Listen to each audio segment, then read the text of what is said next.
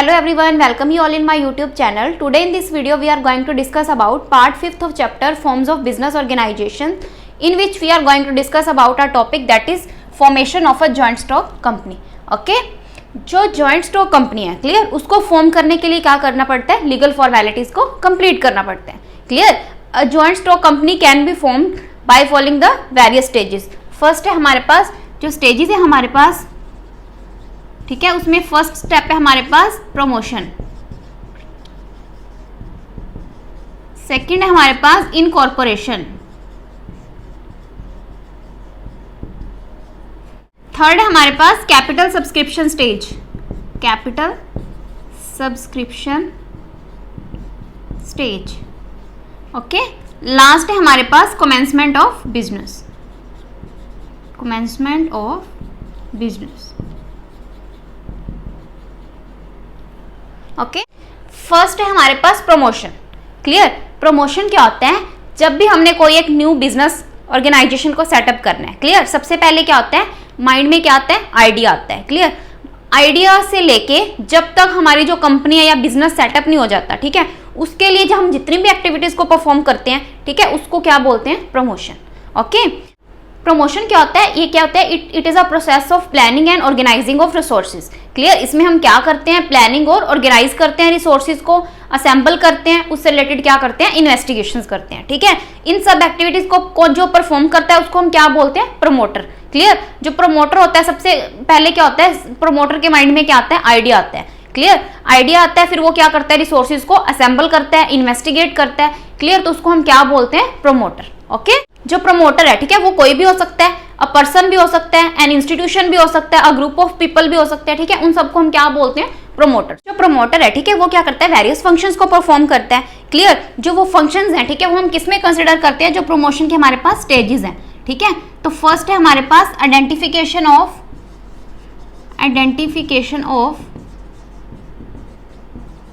Business opportunities, business opportunities. Second है हमारे पास feasibility study.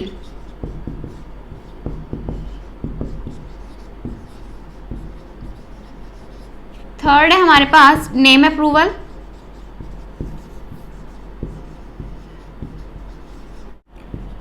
Fourth है हमारे पास fixing of signatories to memorandum of association. Okay, fifth है हमारे पास appointment of professionals.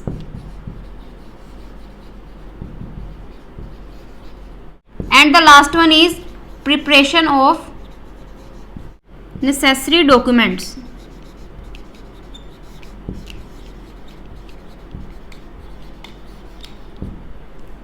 Okay, first है हमारे पास आइडेंटिफिकेशन ऑफ बिजनेस अपॉर्चुनिटीज. सबसे पहले क्या होता है कि बिजनेस को सेटअप करने से पहले जो प्रमोटर है वो क्या करता है, आइडेंटिफाई करता है बिजनेस अपॉर्चुनिटीज को. क्लियर, जो प्रमोशन है, ठीक है, जो प्रमोशन स्टेज है वो कहां से स्टार्ट होती है, डिस्कवरी ऑफ आइडिया से. क्लियर, आइडिया किसी भी चीज से रिलेटेड हो सकता है, किसी भी फॉर्म में हो सकता है, कि जो बिजनेस है, ठीक है, न्यू बिजनेस सेटअप करना है या एग्जिस्टिंग बिजनेस को क्या करना है, एक्सपेंड करना है. क्लियर, तो जो प्रमोटर है, ठीक है, वो क्या करता है, एनालाइज करता है कि मार्केट में उसको क्या नई नई अपॉर्चुनिटीज मिल रही हैं. ठीक है, फिर उस अकॉर्डिंग क्या करता है, वो अपनी एक्टिविटीज को परफॉर्म करता है. क्लियर, तो जो प्रमोटर है, ठीक है, वो क्या करता है, अदर एक्टिविटीज को भी एनालाइज करता है कि कैपिटल कितनी रिक्वायर्ड है, उसमें कितना रिस्क इन्वॉल्व है. ओके, सेकेंड पॉइंट है हमारे पास फिजिबिलिटी स्टडी. फिजिबिलिटी स्टडी में क्या होता है, जो प्रमोटर है वो फर्स्ट स्टेप में क्या करता है, आइडिया को डिस्कवर करता है, और सेकंड स्टेप में क्या करता है, इन्वेस्टिगेशन करता है आइडिया की. ठीक है, और जो आइडिया है उसको क्या करता है, प्रैक्टिकल शेप देता है. क्लियर, यहाँ पे वो क्या करता है, डिटेल्ड इन्वेस्टिगेशन करता है regarding profitability, cost, risk. Clear, इन सब को एनालाइज करने के लिए वो क्या करता है, स्पेशलिस्ट को, एक्सपर्ट्स को हायर करते हैं. तो वो क्या करते हैं, जो प्रमोटर ने इंफॉर्मेशन कलेक्ट की होती है उस बेसिस पे वो क्या करते हैं, अपनी एडवाइस देते हैं. क्लियर, और जो रिपोर्ट है, ठीक है, उसको क्या करते हैं, चेकआउट करते हैं. ओके, जो फिजिबिलिटी स्टडी है, ठीक है, वो हम 3 टाइप से कर सकते हैं. फर्स्ट है हमारे पास टेक्निकल फिजिबिलिटी, सेकेंड है हमारे पास financial feasibility, and the third one is economical feasibility. Okay, first है टेक्निकल। जो टेक्निकल फिजिबिलिटी है उसमें हम क्या कंसिडर करते हैं कि कई बार क्या होता है, आइडिया जो होता है, ठीक है, वो क्या होता है, अच्छा होता है, बट क्या कर सकते हैं हम, टेक्निकली उस आइडिया को मीट नहीं कर पाते, तो उस केस में क्या होती है, टेक्निकल अनफिजिबिलिटी अराइज होती है due to lack of raw material, lack of inputs, lack of technology. तो उस बेसिस पे क्या होता है कि जो प्रमोटर्स हैं, ठीक है, वो हमें क्या करते हैं, गाइड करते हैं कि कैसे आप जो टेक्नोलॉजी है, ठीक है, उसको हायर कर सकते हो। क्लियर। नेक्स्ट है हमारे पास फाइनेंशियल फिजिबिलिटी। फाइनेंशियल फिजिबिलिटी में हम क्या कंसिडर करते हैं कि कई बार जो हमारा बिजनेस है, ठीक है, वो क्या होता है, लार्ज स्केल का होता है और हमारे पास उतने फंड्स नहीं होते कि हम उस फिजिबिलिटी को मीट कर पाए। क्लियर। नेक्स्ट है हमारे पास इकोनॉमिकल फिजिबिलिटी। इकोनॉमिकल फिजिबिलिटी में क्या है, जिस प्रोजेक्ट में हम अपनी कैपिटल इन्वेस्ट कर रहे हैं, हमें नहीं लगता कि वो क्या होगा, फ्यूचर में प्रॉफिटेबल होगा, ठीक है, तो उस केस में जो प्रमोटर्स है, ठीक है, वो क्या करते हैं, गाइड करते हैं कि आप इस तरीके से पैसे को इन्वेस्ट करो ताकि वो आपको क्या रहे, प्रॉफिटेबल रहे। ओके। नेक्स्ट पॉइंट है हमारे पास नेम अप्रूवल। ओके, इसमें क्या है कि दो कंपनीज के नेम क्या सेम नहीं हो सकते। क्लियर। जो कंपनीज हैं, ठीक है, वो क्या करती हैं, अपने नेम को अप्रूव करवाने के लिए रजिस्ट्रार ऑफ कंपनी के पास क्या करती हैं, अपना नेम सेंड करती हैं, ठीक है, फिर वो क्या करते हैं, उन डॉक्यूमेंट्स के बेसिस पे वेरीफाई करते हैं कि सेम नेम की कोई और कंपनी तो नहीं है, ठीक है, तो अगर सेम नेम से कोई कंपनी ऑलरेडी है, ठीक है, तो फिर क्या है, जो रजिस्ट्रार ऑफ कंपनी है, ठीक है, रजिस्ट्रार है, ठीक है, वो क्या कर देता है, उनके नेम को कैंसिल कर देता है। अगर ऑलरेडी उस नेम से कोई कंपनी नहीं है तो रजिस्ट्रार क्या करता है, नेम को अप्रूव कर देता है। ओके। नेक्स्ट है हमारे पास fixing of signatories to memorandum of association. जो मेमोरेंडम ऑफ एसोसिएशन है, ठीक है, वो क्या होता है, प्रिंसिपल डॉक्यूमेंट होता है और इसको कंपनी का चार्टर डॉक्यूमेंट कंसिडर किया गया। क्लियर। तो जो प्रमोटर्स है, ठीक है, प्रमोटर क्या करते हैं, कंपनी फॉर्म होने से पहले क्या करते हैं, जो सिग्नेटरीज हैं, ठीक है, वो क्या कर देते हैं, डिसाइड कर देते हैं। सिग्नेटरीज जो होते हैं वो क्या करते हैं, कंपनी के जो मेमोरेंडम है उसके ऊपर क्या करते हैं, अपने साइन करते हैं, ठीक है, और जो कंपनी के सिग्नेटरीज होते हैं, ठीक है, वो क्या होते हैं, फर्स्ट डायरेक्टर होते हैं कंपनी के। क्लियर। तो जो फर्स्ट डायरेक्टर होते हैं कंपनी के, ठीक है, तो फिर वो क्या कर सकते हैं, क्वालिफिकेशन शेयर्स को भी बाय कर सकते हैं। क्लियर। नेक्स्ट स्टेप है हमारे पास अपॉइंटमेंट ऑफ प्रोफेशनल्स। क्लियर। इस स्टेप में क्या होता है कि प्रोफेशनल्स को हायर करते हैं, ठीक है, प्रोफेशनल जैसे underwriters, brokers, solicitors, bankers. Clear. जो अंडरराइटर और ब्रोकर होते हैं, ठीक है, वो क्या करते हैं, कंपनी की सिक्योरिटीज को सेल करने में हेल्प करते हैं, और जो सॉलिसिटर्स होते हैं वो क्या करते हैं, लीगल मैटर्स को चेकआउट करते हैं, और जो बैंकर्स होते हैं वो फाइनेंशियल डीलिंग करते हैं। ठीक है, तो यानी कि इनके क्या अपने अपने रोल हैं जो क्या करते हैं, ये परफॉर्म करते हैं। ओके।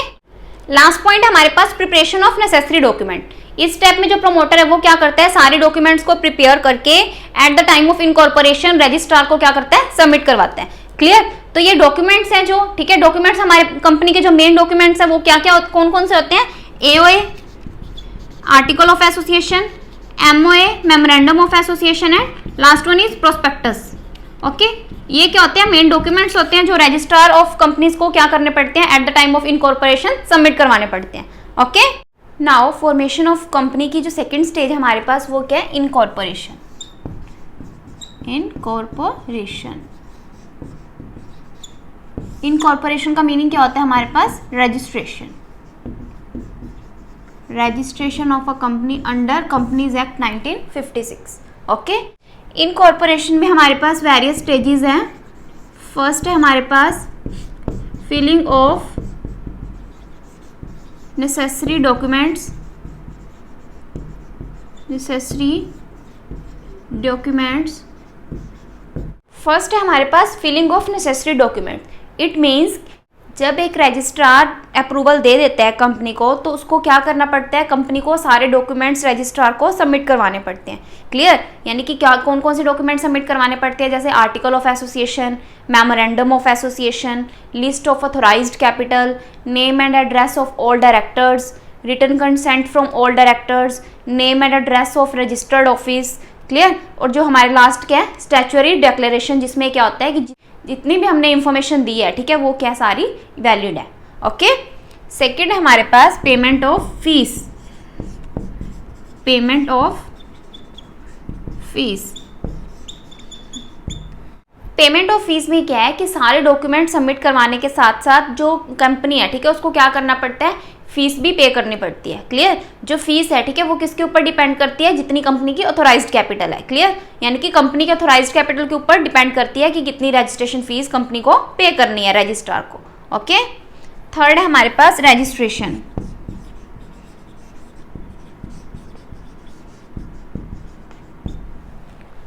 जब क्या करती है कंपनी फीस पे कर देती है, ठीक है, तो रजिस्ट्रार क्या करता है, कंपनी का नेम रजिस्ट्रार ऑफ कंपनी के अंदर मेंशन कर देता है।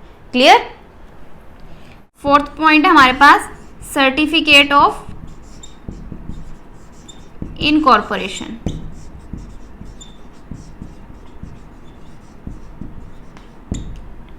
क्लियर।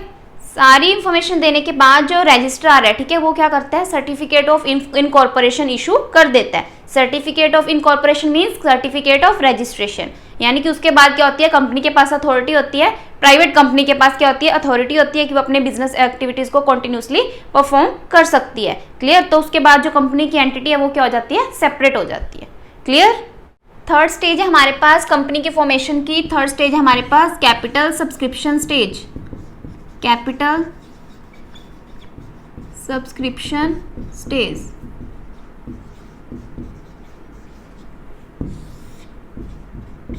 जो ये स्टेज है वो किन कंपनीज के लिए, पब्लिक लिमिटेड कंपनीज के लिए, पब्लिक लिमिटेड कंपनीज के लिए। ओके।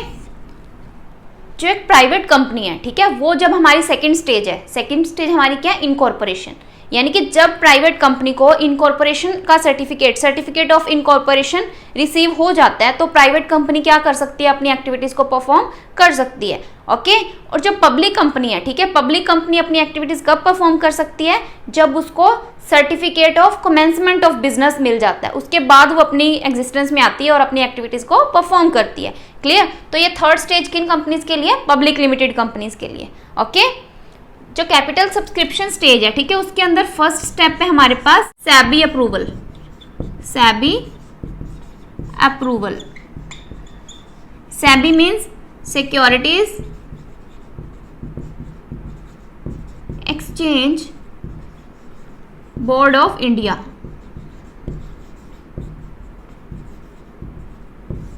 ओके। यानी कि जो कैपिटल सब्सक्रिप्शन स्टेज है, इस स्टेज में क्या कर, फर्स्ट है हमारे पास SEBI अप्रूवल। जो SEBI है, ठीक है, SEBI क्या, security exchange board of India, जो क्या करती है, कैपिटल मार्केट को रेगुलेट करती है। कोई भी कंपनी है, ठीक है, उसको क्या करना पड़ता है, अपनी सारी इंफॉर्मेशन अपनी कंपनी की SEBI को देनी पड़ती है before issuing it's securities. Clear. यानी कि अपनी सिक्योरिटीज को इशू करवाने से पहले जो भी जितनी भी इंफॉर्मेशन है कंपनी की, वो क्या करनी पड़ती है, SEBI को देनी पड़ती है। क्लियर। मतलब अगर कोई कंपनी कोई मटेरियल फैक्ट को छुपाती है, ठीक है, यानी कि कोई इंपॉर्टेंट फैक्ट है, ठीक है, जिसको क्या करती है, वो छुपाती है, यानी कि SEBI तक नहीं पहुंचाती, तो SEBI क्या करती है, उसका रजिस्ट्रेशन कैंसिल कर देती है। क्लियर। तो इसलिए जो भी इंफॉर्मेशन SEBI को एक कंपनी ने देनी है, वो क्या होनी चाहिए, ट्रू एंड फेयर होनी चाहिए। क्लियर। सेकेंड है हमारे पास प्रोस्पेक्टस। प्रोस्पेक्टस और statement in lieu of prospectus. Okay. Prospectus क्या होता है, एक डॉक्यूमेंट होता है। क्लियर। यानी कि जिसमें क्या होता है, कंपनी की सारी डिटेल मेंशन होती है। क्लियर। एक पब्लिक कंपनी को क्या होती है, अथॉरिटी होती है कि उसने क्या करना होता है, अपने शेयर इशू करने से पहले पब्लिक के लिए क्या करना पड़ता है, प्रोस्पेक्टस इशू करना पड़ता है। क्लियर। यानी कि जो हमारी प्राइवेट कंपनीज होती हैं, ठीक है, उनके ऊपर कोई रेस्ट्रिक्शन नहीं होती कि वो क्या करें, प्रोस्पेक्टस इशू करें। तो जो हमारी पब्लिक कंपनी है, ठीक है, उनको क्या होता है, उनके लिए क्या होता है, मैंडेटरी होता है कि अपने शेयर इशू करने से पहले क्या करना होता है, प्रोस्पेक्टस इशू करना होता है पब्लिक को। क्लियर। तो प्रोस्पेक्टस में क्या होता है, सारी कंपनी की ईच एंड एवरीथिंग, यानी कि हर डिटेल क्या होती है, प्रोस्पेक्टस के अंदर मेंशन होती है। ओके। नेक्स्ट है हमारे पास अपॉइंटमेंट ऑफ बैंकर्स, ब्रोकर्स और underwriters. Clear. After issuing the prospectus, जो कंपनी है वो क्या करती है, बैंकर्स, ब्रोकर्स और अंडरराइटर्स को अपॉइंट करती है। जो बैंकर्स होते हैं वो क्या करते हैं, फाइनेंशियल ट्रांजैक्शंस को हैंडल करते हैं, यानी कि कितना कैश पब्लिक से आ गया है, ठीक है, कितना रिसीव हो चुका है, कितना पेंडिंग है, ठीक है, वो सारा कौन मैनेज करते हैं, बैंकर्स मैनेज करते हैं। और जो अंडरराइटर्स और ब्रोकर्स होते हैं, ये क्या करते हैं, जो शेयर्स होते हैं, ठीक है, उनको सेल एंड परचेज में क्या करते हैं, हेल्प करते हैं। क्लियर। नेक्स्ट पॉइंट है हमारे पास minimum subscription. Minimum subscription. Minimum subscription का मीनिंग क्या है हमारे पास, कि पब्लिक कंपनी क्या करती है, शेयर इशू करने से पहले जनरल पब्लिक को क्या करती है, प्रोस्पेक्टस इशू करती है। क्लियर। प्रोस्पेक्टस में क्या होता है, सारी टर्म्स एंड कंडीशन मेंशन होती है कि कंपनी कितने शेयर इशू करने वाली है। क्लियर। तो according to SEBI guidelines, SEBI की गाइडलाइंस के अकॉर्डिंग जो कंपनी है, ठीक है, वो क्या कर सकती है, जितने शेयर इशू करती है, ठीक है, उसका 90% तो उसके पास क्या होना चाहिए, रिसीव होना चाहिए as a application money. Clear. अगर 90% से कम उसके पास एप्लीकेशंस आती हैं तो कंपनी शेयर इशू नहीं कर सकती। नेक्स्ट पॉइंट है हमारे पास application to stock exchange. Application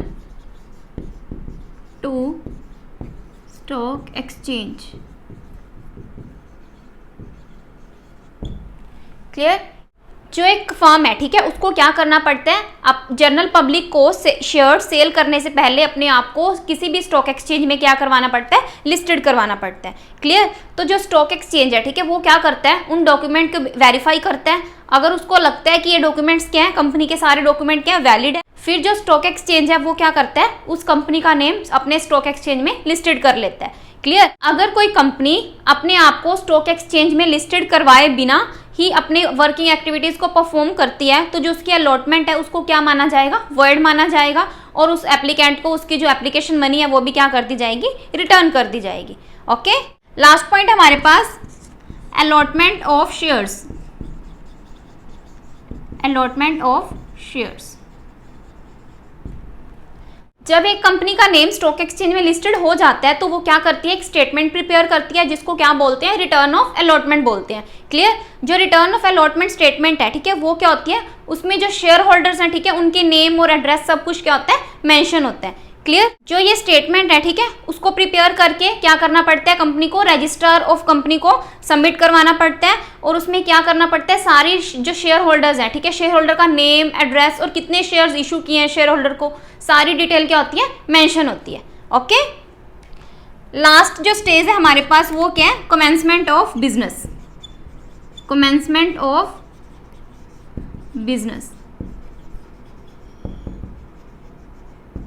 जो कंपनी की फॉर्मेशन की हमारे पास लास्ट स्टेज है वो क्या है, कमेंसमेंट ऑफ बिजनेस। क्लियर। कोई भी कंपनी है, ठीक है, उसको क्या करना पड़ता है, स्टॉक एक्सचेंज में अपने आप को लिस्टेड करवाना पड़ता है, यानी कि सारी डिटेल क्या करनी पड़ती है, स्टॉक एक्सचेंज को देनी पड़ती है।